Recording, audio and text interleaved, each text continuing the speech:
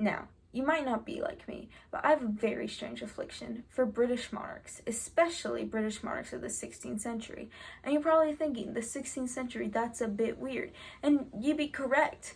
But actually, the 16th century was very full of scandal and had great drama at this time. And one of the men that brought about this drama was King Henry VIII. Now, King Henry VIII was the King of England from 1509 to 1547. And in all honesty, this man had many, many wives, which brought about this scandal. And I think it's very important that we know the history of them and their relationship with Henry. Now, King Henry had exactly 6 wives, and as you can see, they're all here. His first wife was Catherine of Aragon, and in her biography by Brita, the organization Brita, it was said that Catherine was a Spanish princess and a very devout Catholic at the time, which makes her divorce with Henry even worse. Now, she does get a divorce with Henry and he does go on to marry Anne Boleyn. She was a French princess.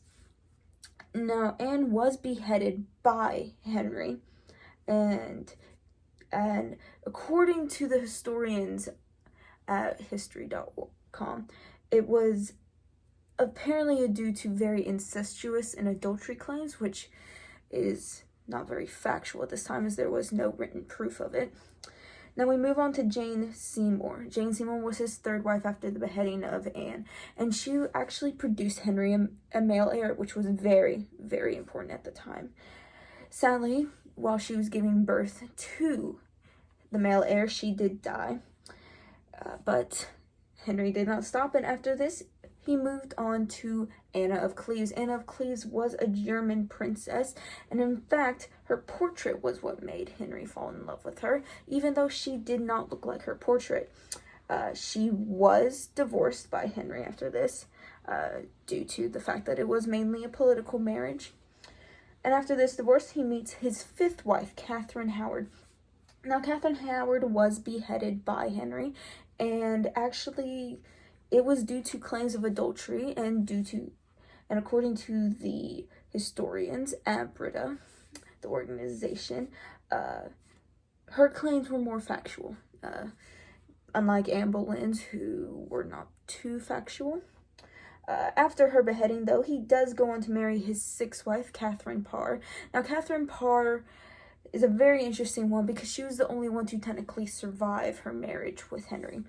She actually outlived him and continued to be queen until the male heir stepped up and claimed the throne.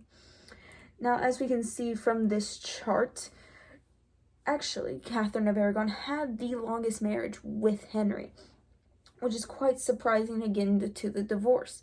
And as we can see with Anne Boleyn and Catherine Howard and Jane Seymour, they all kind of died with their marriage. It was very saddening, honestly. Like I said before, Anna of Cleves did go on to have a very prosperous life, and she did, in fact, control Germany for quite a long time as a very successful queen. Catherine Parr did live about 2 more years after the death of Henry, and she lived with her stepchildren. Now, another important thing that came from these marriages and these women was the Church of England, actually. Now, the Church of England was created by Henry in his divorce to Catherine Aragon because the Catholic faith would not let him have a divorce. Now, the most important part of it was the support of the Church of England. The Church of England at the time had very good support with Henry. It was almost at an all-time high at that time as it had just been created. Now, as we can see during Mary the First reign, her Bloody Mary as she was known, the support did go down for it, and justified, as she was a Catholic, just like her mother, Catherine of Aragon. Now, as we can see with Elizabeth I, the support for it did go up, but only marginally, as she did follow in her father's footsteps. Now, the reason I bring up these very powerful and very strong men is that I think it's very important to understand the history and some of the scandal that honestly happened. Because while we think of scandal as a very nuanced thing, it was very apparent in many of times. And I think it's important that we know the history of some very unknown and very interesting characters.